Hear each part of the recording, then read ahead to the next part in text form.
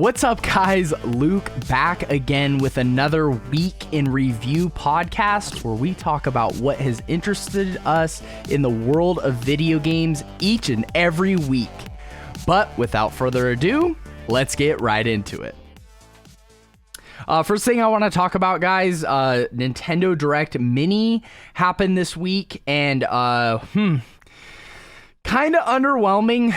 It really feels like there's a lot of rhythm games released, announced, a lot of puzzle stuff that was just wildly underwhelming. So this is kind of my idea of what the strategy is for Nintendo right now. I feel like they reeled in all these casuals, right? Like COVID hit.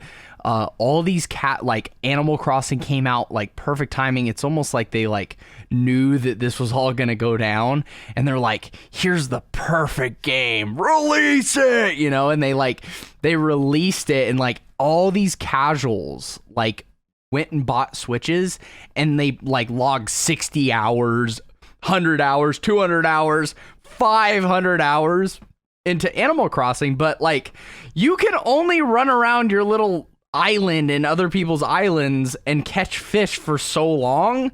So I feel like the strategy here is to maintain the casual audience, which is what Nintendo is really known for doing. They really do cater to the casual audience, and then the gamer themselves kind of comes second. But it's what they do. It's their lane. If you're more of a gamer, you tend to lean more towards PlayStation or Xbox. Nothing against Nintendo. Luigi's Mansion, amazing. Super Mario Odyssey, amazing. The Smash Bros series, awesome. The Zelda games are all amazing games for gamers, but they do also welcome the casual audience, and that's the beauty of Nintendo. Is they have that ability to reach everyone, versus an FPS. There's only a set few people that want to play an FPS, but everyone can get down on a little puzzle game or a rhythm game once in a while. I do it. I'm probably the gamer of gamers. I own a video game store. I do video game YouTube content. I do live streams for video games. I play video games on the daily.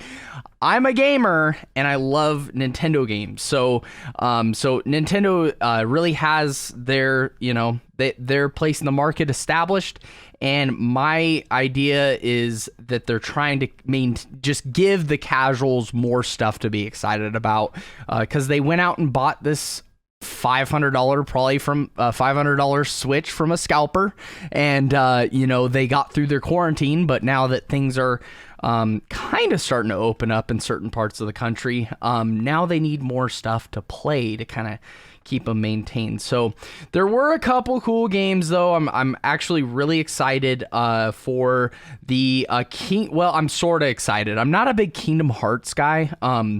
Never really have been. I did like the first two games. They were fun and entertaining in that time in my life, but going back to them is kind of a struggle for me.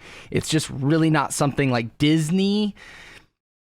Really not something I'm super interested in. RPG game, I kind of teeter back and forth with RPGs. They're cool, but in small doses, and I need to be in a certain move. But this Kingdom Hearts rhythm game looks pretty cool. But there is kind of an underlying issue with it that just kind of scares me a little bit. I know a lot of people are excited for and hoping, crossing their fingers for a Kingdom Hearts 3 on the Nintendo Switch. And does this game mean that they're having issues with that? Is it even happening? I don't really know. I just was hoping that a Kingdom Hearts announcement in 2020, a couple of years after 3 came out on the Xbox One and the PS4, I was hoping that it would be Kingdom Hearts 3 or something leading up to Kingdom Hearts 3, like maybe the story so far, Nintendo Switch version. So it's a little bit concerning. I feel like Kingdom Hearts 3 definitely could play on the Nintendo Switch with lower settings, 30 FPS, and just lower settings, some tweaking and stuff. I feel like it totally could work, but maybe I'm wrong. I'm not a video game programmer, so we'll leave that to them. The Creed game. There's a Creed game coming to the Nintendo Switch, and if you guys know the movies, they're kind of spin-offs of the Rocky movie, based on Apollo Creed's son, Adonis, and this is a game that loosely follows that. It's made by the same company that made the Creed game for the PSVR, and I believe it's on PC VR as well. Their names elude me. What's the name? I can't remember the name, but the name eludes me. But yeah, it's the same developer. They make a lot of VR stuff. And they made a Creed game for the PSVR about a year and a half, 2 years ago, and this game is pretty much the same game. The character models are exactly the same. The textures, just like everything about this game. Like even the animations when the enemy winds up and throws a hook, haymaker at you, it's all the same thing. And this is kind of unnerving too, because this company had to reskin their game and put it on the Switch. I don't know if they're doing that as kind of a business tactic, or if they're doing it because they kind of feel like they need to get more out of what they put into the Creed game on VR, because VR, whether we, I love VR. I have 2 VR arcades in my store. I have omnidirectional treadmills. I am invested in VR for the future. But VR is still very niche, and it just it's a little bit scary. I want VR to stay, and I want it to be a mainstay for many, many years to come. I think it does have a place in the gaming world. Do I think it'll replace flat gaming? Never. I do not think we will ever live in a world where it's like Ready Player One. I think that flat gaming has its own time and place, and VR has its own time and place. I don't always want to strap on a headset and headphones and 2 controllers and walk around and stuff every time I play a video game. And I don't but sometimes I do like to do that. Sometimes I want to get a little more active when I'm playing games, and then also have the immersion factor of VR. So I hope that VR stays for a long time, and I hope that these developers are making money. Because if people aren't making money on VR games, then guess what? There's going to be less and less VR games being released. So I'm just hoping that these companies are they're just trying to reskin, I guess, if you could say reskin their game to work with different platforms. So hopefully that's the case. And then lastly, this isn't really something I'm excited about. I just know that people are excited about this. So Final Fantasy Legend series, this is the series of games for the original Game Boy, old school fat DMG Game Boy. We actually did a video modding the DMG Game Boy. We'll have a link in the cards for you to go and check out if you want to make your old school Game Boy just awesome in 2020 with a backlit screen and all the goodies. Definitely go over and check that video out. But those games are actually coming to the Nintendo Switch. So it's a collection of 3 games. They're calling it the collection of Saga Final Fantasy Legend. So it's Final Fantasy Legend 1, 2, and 3, all coming over to the Nintendo Switch. And it's gonna cost money. Okay. I feel like this totally could have just been part of Nintendo's online setup, where I mean, they are talking about bringing Game Boy to Nintendo Online for free to play, but we're gonna have to pay for these games. So kind of a weird move. I don't know. They don't even look remastered. They just look like they kind of just put a little skin on them, kind of like the Game Boy players of old for like older systems.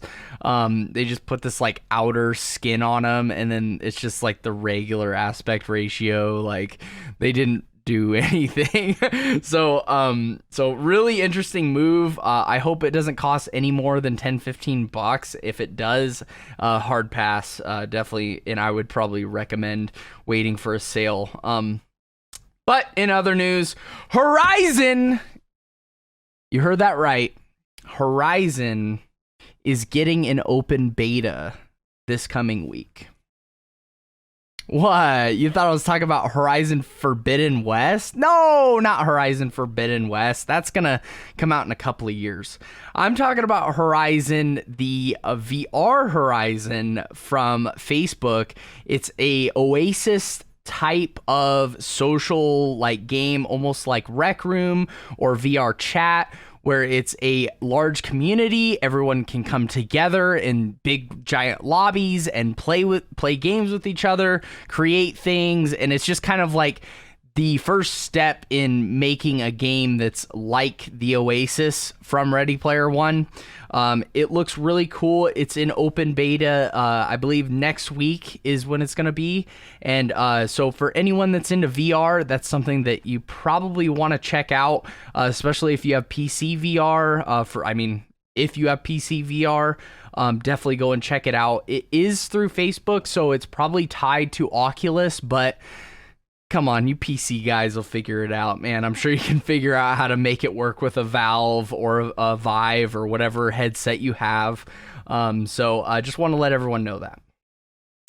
Ratchet and Clank, A Rift Apart, got a new gameplay trailer. It was about 7 or 8 minutes long, and it was kind of a rehash of the trailer that they showed us during the PS5 announcement show, and it looks even better. Like Ratchet and Clank, A Rift Apart will be my day one purchase when I get a PS5. Hands down, it's the best looking release game, period. Better than the Medium, better than Gran Turismo, better than everything else I saw. Aside from I did like that Kenna. That Kenna Bridge of Spirits, but Kenna's more of a sleeper pick for me. Ratchet and Clank, if you're gonna spend $60 on a game on day one when you buy your PS5, buy Ratchet and Clank. It's the best move. Like, you know, you're going to get a good quality, well-developed game from an awesome developer.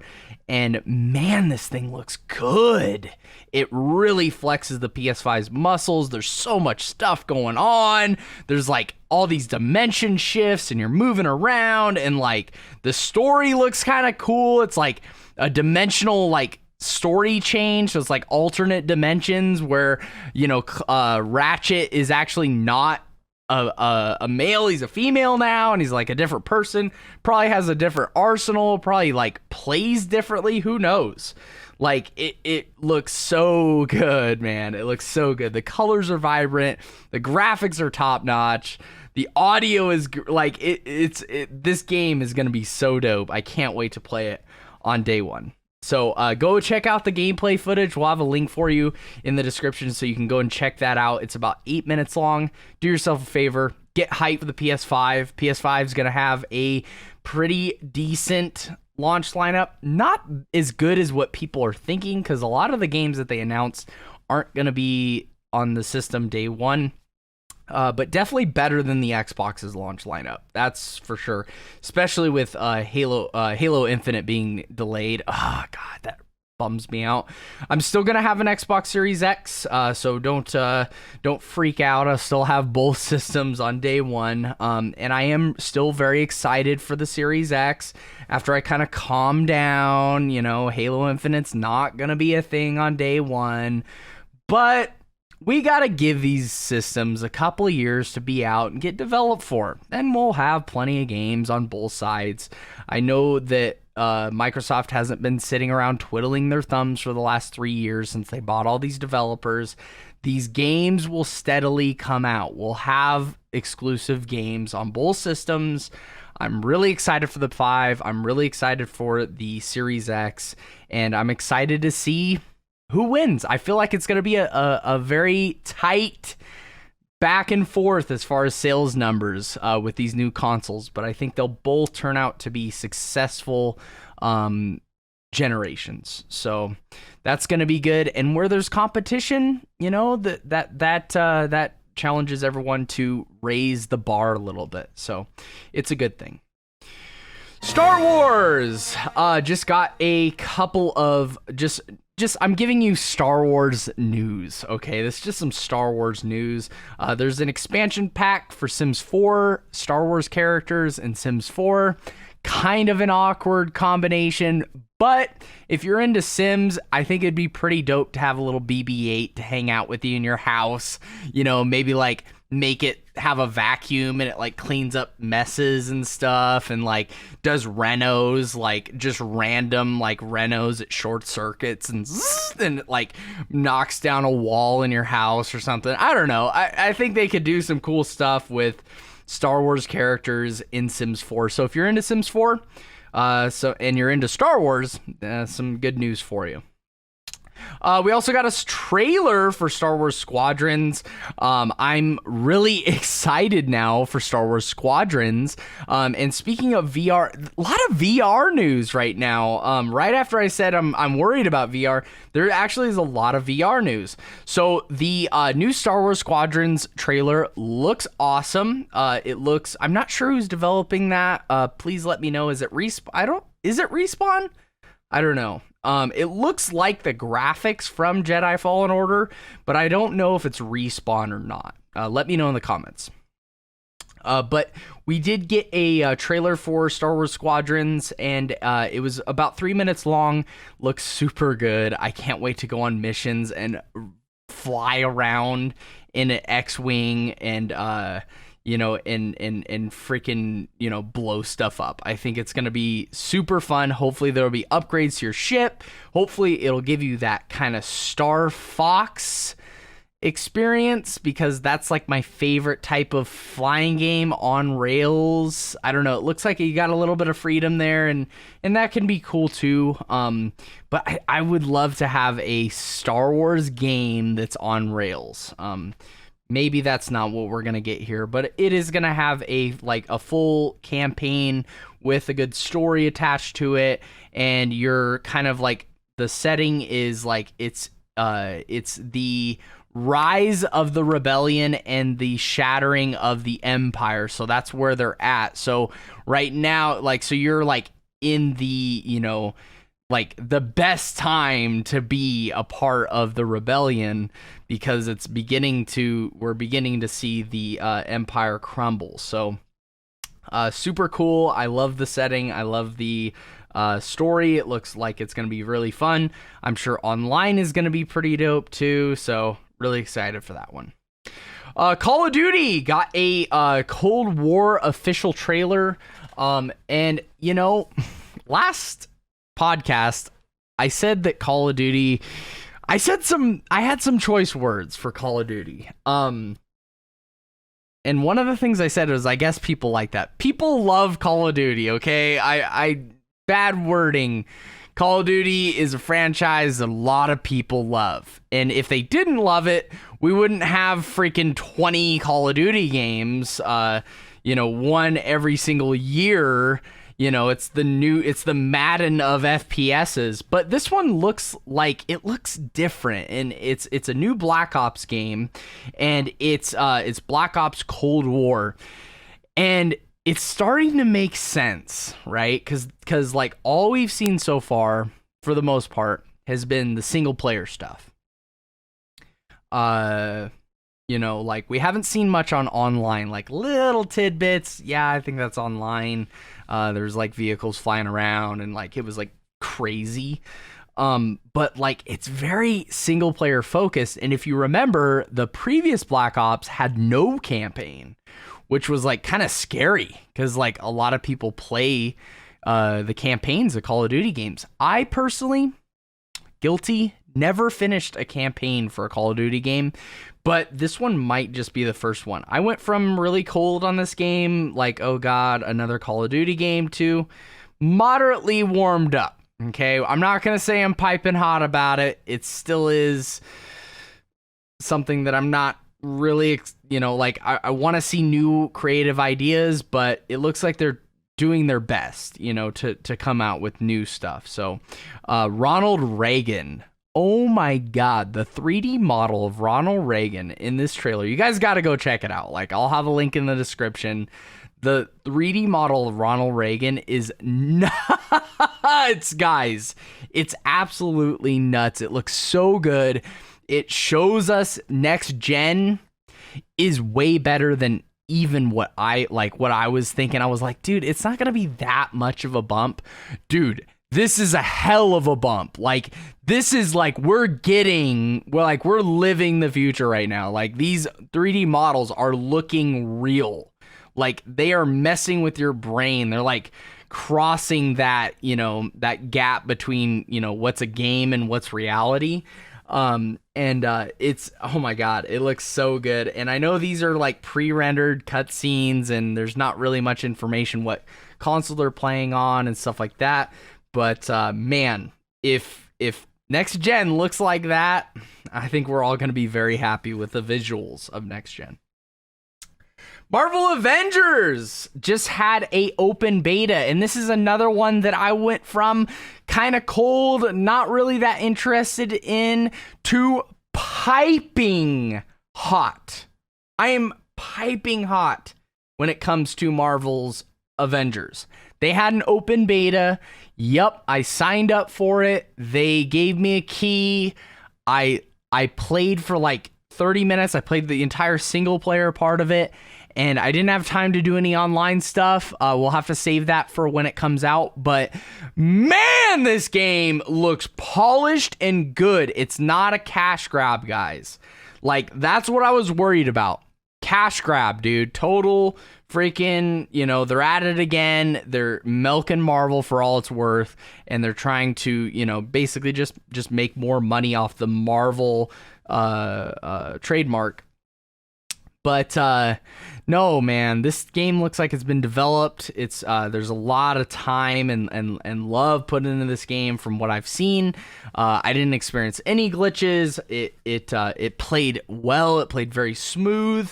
The graphics were insane. The rubble on the ground and like things exploding. It just like it looks beautiful, especially on the One X. The sound design was really awesome. Very atmospheric. It felt right. Except for the Iron Man. I don't think I'll ever. Well, I'm sure I will. Because like Robert Downey Jr.'s done. He's not Iron Man anymore. We all just have to. We just all have to understand that, So some other hoo-ha is playing Iron Man, and that's a little bit of a letdown, but whatever. It's all good. Actors change. James Bond changes every 10 years, so we'll get used to it.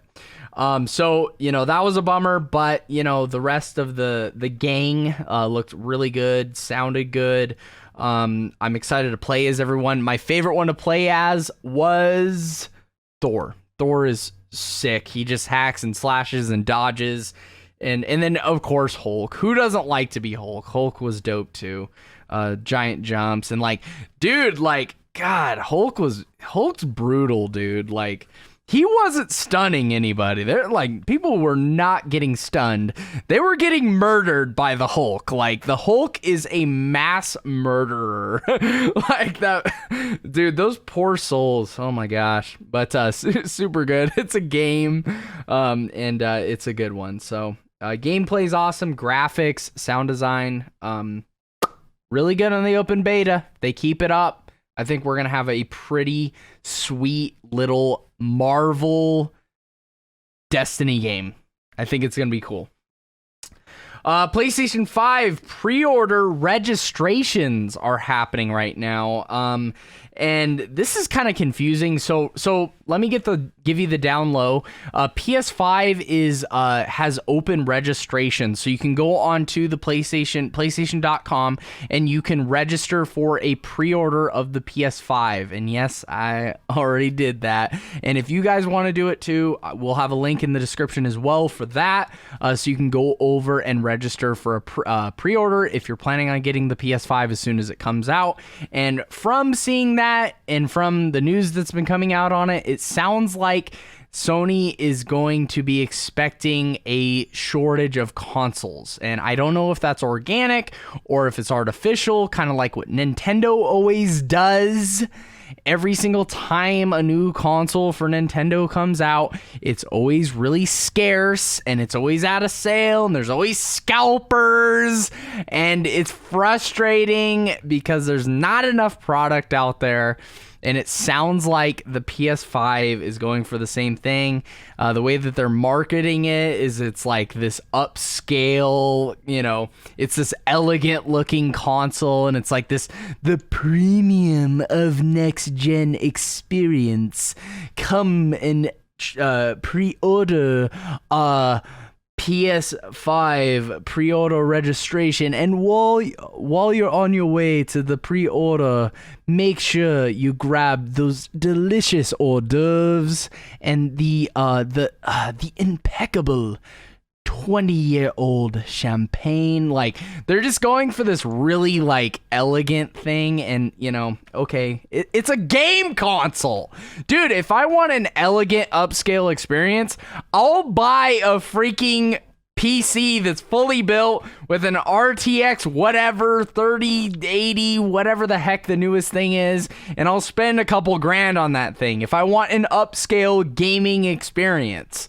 Not a PS5. The thing is it's a home console. They're meant to be kind of affordable for families. You can play it on a TV, and I love consoles, but it's like, get out of here with this elegant experience thing, dude. Like, just beat it, man. Make the consoles available so we can go out and buy them. Like, I just don't get why these companies do it. Like, do they not like money? I guess the whole point is to create this allure, like, oh, it's the unattainable console, so I guess maybe you get a few more sales off of that because people are like thinking that they like need to get one because you can't get them. Maybe that's kind of a reverse psychology type of thing, but I think it's hella silly. However, if you do want to get one, I would recommend you go and sign up for this registration, and now we're all on the hook. We got to check our email every day because Sony might send us a message like, woo, you got, pre-orders are up, you better get them while you can, or you'll have to wait, a couple months after they come out. So, I don't like it. I'm not going to say the word, okay? Every podcast I say the word. I'm not going to say it. Not going to say it. I'm thinking it, but I'm not going to say it. So, smells like a Nintendo console launch through and through. Hopefully, they're available, though.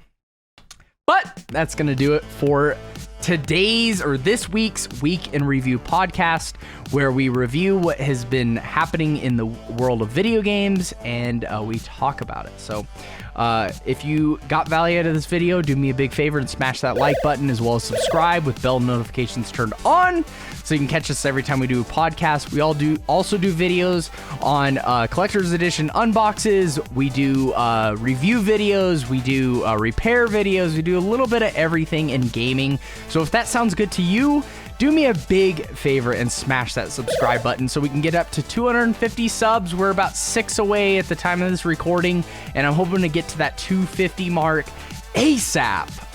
That's our next goal. So if you're here and you're liking the content, make sure you smash that subscribe button. But until next time, Luke from 8-Bit Plus signing out, and I'll see you in the next one. God bless.